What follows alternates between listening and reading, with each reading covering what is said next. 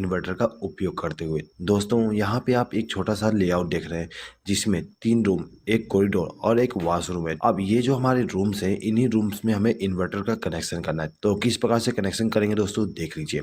दोस्तों जो हमारा घर होता है, घर में जो हमारा मेन पावर सप्लाई आती है वो सीधे ही इलेक्ट्रिक पोल से हमारा जो एनर्जी मीटर होता है उसमें आती है। उसके बाद में हम यहाँ पर एक मेन डिस्ट्रीब्यूशन बोर्ड का उपयोग करते हैं। जो हमारा मेन डिस्ट्रीब्यूशन बोर्ड होती है उसमें एक एमसीबी, एक आरसीसीबी और कुछ सिंगल पोल के एमसीबी होते हैं, ठीक है।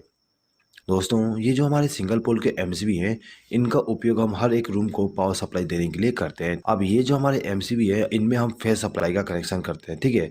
और जो हमारा न्यूट्रल सप्लाई होता है उसको डिस्ट्रीब्यूट करने के लिए यहाँ पर हम एक न्यूट्रल बस बार का उपयोग करते हैं। अब यहाँ पे जितने भी हमारे रूम्स हैं, उन रूम में हमें एक एक स्विच बोर्ड का इस्तेमाल करना है। तो यहाँ पे हम एक एक स्विच बोर्ड को ला देते हैं, ठीक है। उसके बाद दोस्तों देखिए, ये जो हमारे रूम्स हैं, इन रूम में हमें एक एक पंखे का भी इस्तेमाल करना है, ठीक है। और सभी रूम में हम दो दो बल्ब का इस्तेमाल करेंगे। तो यहाँ पर हम दो दो बल्ब का भी कनेक्ट कर देते हैं। अब ये जो हमारा वॉशरूम है, इस वॉशरूम में हमें केवल एक बल्ब का कनेक्शन करना है। तो ये जो हमारा बल्ब है, इसको चालू और बंद करने के लिए यहाँ पर हम एक स्विच का इस्तेमाल करेंगे।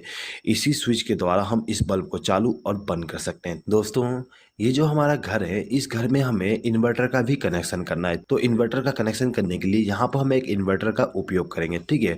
अब ये जो हमारा इन्वर्टर है, इसको इनकमिंग पावर सप्लाई देने के लिए हम यहाँ पर एक बैटरी का उपयोग करेंगे। तो यहाँ पे हमारा जो स्विच बोर्ड है, इसमें हमें दो प्रकार का पावर सप्लाई लेके जाना है। पहला तो मेन पावर सप्लाई और दूसरा इन्वर्टर का पावर सप्लाई। तो किस प्रकार से हम कनेक्शन करेंगे दोस्तों, देख लीजिए। दोस्तों इस वीडियो को आप लास्ट तक देखिएगा। यदि आपको ये वीडियो पसंद आए तो प्लीज़ इस वीडियो पर लाइक जरूर कर दीजिएगा और इस वीडियो को आपके फ्रेंड्स के साथ शेयर करना ना भूलिएगा, ठीक है दोस्तों। चलिए आगे बढ़ते हैं। देखिए दोस्तों, ये जो हमारा एनर्जी मीटर होता है, इसमें जो पहला टर्मिनल और जो दूसरा टर्मिनल होता है, इसमें हमें फेज सप्लाई और न्यूट्रल सप्लाई देना पड़ता है। पहले टर्मिनल पे हम फेज सप्लाई देते हैं और दूसरे टर्मिनल पे न्यूट्रल सप्लाई देते हैं। तो यहाँ पे हमने कनेक्शन कर दिया। ये दोनों वायर हमारे इनकमिंग पावर सप्लाई हो जाएंगे, जो कि हमारे इलेक्ट्रिक पोल से आ रहे हैं। अब ये जो हमारा एनर्जी मीटर है, इसका जो तीसरा टर्मिनल है, ये वाली, ठीक है, ये हमारा आउटगोइंग न्यूट्रल सप्लाई होता है। तो यहाँ से हम एक वायर को कनेक्ट करेंगे और इसको ले जाके एमसीबी के साथ कनेक्ट कर देंगे, ठीक है दोस्तों। अब ये जो हमारा एनर्जी मीटर है, इसका जो चौथा नंबर का टर्मिनल है, ये वाली, यहाँ से हमें फेज सप्लाई मिलता है, ठीक है। तो यहाँ से एक वायर को कनेक्ट करेंगे और इसको भी ले जाके एमसीबी को इनकमिंग पावर सप्लाई दे देंगे। अब ये जो हमारा एमसीबी है, इसके आउटगोइंग टर्मिनल से एक वायर को कनेक्ट करेंगे और इसको आरसीसीबी के साथ लूप कर देंगे, यानी कि आरसीसीबी को इनकमिंग पावर सप्लाई दे देंगे, ठीक है। इसी प्रकार से न्यूट्रल सप्लाई को भी कर देंगे। तो ये जो हमारा आरसीसीबी था, इसको इनकमिंग पावर सप्लाई मिल गया। अब ये जो हमारा आरसीसीबी है, इसका जो न्यूट्रल सप्लाई का आउटगोइंग टर्मिनल है, यानी कि ये वाली, इस टर्मिनल से एक वायर को कनेक्ट करना है और इसको ले जाके हमें इस बस बार के साथ कनेक्ट कर देना है, ठीक है। तो यहाँ से एक वायर को कनेक्ट किया और इसको ले जाके बस बार के साथ कनेक्शन कर दिए। अब ये जो हमारा दूसरा टर्मिनल है, इस टर्मिनल से हमें फेज सप्लाई का आउटगोइंग मिलता है। तो यहाँ से एक वायर को कनेक्ट करेंगे और इसको ले जाके सभी एमसीबी के साथ कनेक्शन कर देंगे। यहाँ पर हमने एक एमसीबी को इनकमिंग पावर सप्लाई नहीं दी है। इसको इनकमिंग पावर सप्लाई इसलिए नहीं दी है क्योंकि इस एमसीबी का उपयोग हम इन्वर्टर के लिए करेंगे, ठीक है। तो यहाँ पे हमारे जितने भी एमसीबी थे, इनको हमने फेज सप्लाई के द्वारा कनेक्शन कर दिए हैं, ठीक है। अब देखिए यहाँ पे जो हमारा इन्वर्टर है दोस्तों, इनमें हमें दो प्रकार का इनकमिंग पावर सप्लाई देना पड़ता है। पहला तो बैटरी से इनकमिंग पावर सप्लाई और दूसरा मेन पावर सप्लाई, ठीक है। तो यहाँ पे हम बैटरी के द्वारा इनकमिंग पावर सप्लाई दे देते हैं। तो दोस्तों देखिए, जो हमारा इन्वर्टर होता है उसमें आपको 3 वायर मिल जाएंगे, ठीक है। एक रेड वायर, एक ब्लैक वायर और एक केबल मिलेगा। तो ये जो हमारा रेड वायर होता है, ये हमारा पॉजिटिव वायर होती है। तो इसको हम क्या करते हैं कि बैटरी के पॉजिटिव टर्मिनल के साथ कनेक्ट कर देते हैं, ठीक है। उसके बाद ये जो हमारा ब्लैक वायर है, उसको हम बैटरी के नेगेटिव टर्मिनल के साथ कनेक्ट कर देंगे, ठीक है दोस्तों ये जो हमारा केबल है, ये केबल हमारा इनकमिंग पावर सप्लाई होती है, ठीक है, यानी कि मेन पावर सप्लाई का इनकमिंग होती है। दोस्तों इस केबल को हमें इस सॉकेट के द्वारा पावर सप्लाई देना है। तो इसके लिए हम क्या करेंगे, यहाँ पर एक 3 पिन प्लग टॉप का इस्तेमाल करेंगे। अब ये जो हमारा केबल है, यहाँ से एक वायर को कनेक्ट करेंगे और इसको ले जाके प्लग टॉप के साथ कनेक्ट कर देंगे। दोस्तों यहाँ पे मैंने प्लग टॉप का कनेक्शन को एक्सप्लेन नहीं किया हूँ। मुझे उम्मीद है कि आपको प्लग टॉप का कनेक्शन आता ही होगा, ठीक है। चलिए आगे बढ़ते हैं।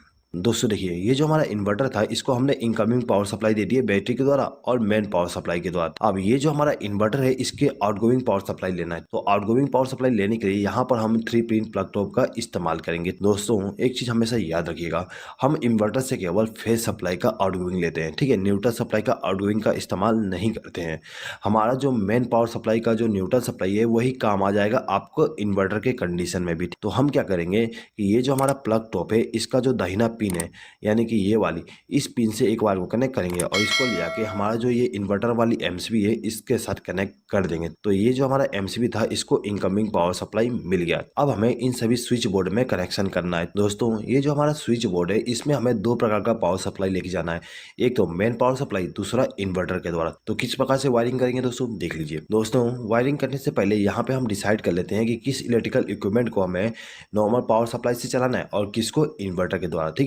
तो यहाँ पे हम मान लेते हैं कि जो हमारा फैन है और ये जो हमारा एलईडी बल्ब है इनको हमें इन्वर्टर के पावर सप्लाई के द्वारा चलाना है, और ये जो हमारा एलईडी बल्ब है इसको हमें नॉर्मल पावर सप्लाई के द्वारा चलाना है, ठीक है। सेम टू सेम बाकी रूम में करेंगे।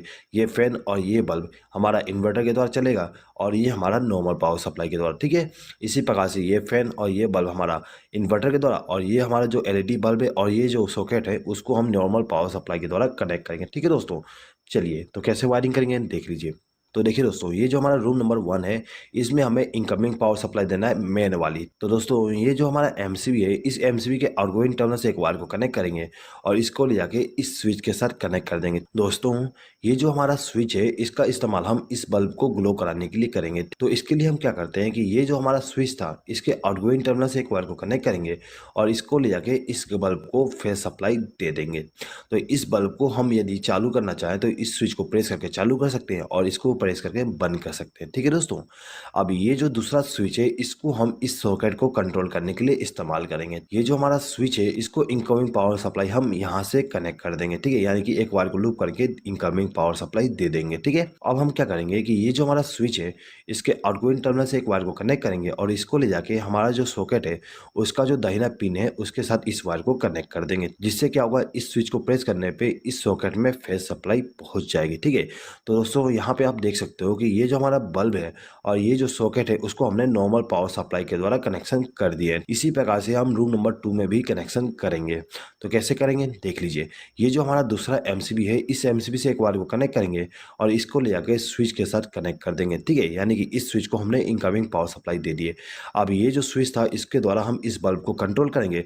तो क्या करेंगे, इसके आउटगोइंग टर्मिनल से एक वायर को कनेक्ट करेंगे और इस बल्ब को फेज सप्लाई दे देंगे, ठीक है। अब ये जो दूसरा स्विच है इसके द्वारा हमें इस सॉकेट को कंट्रोल करना है।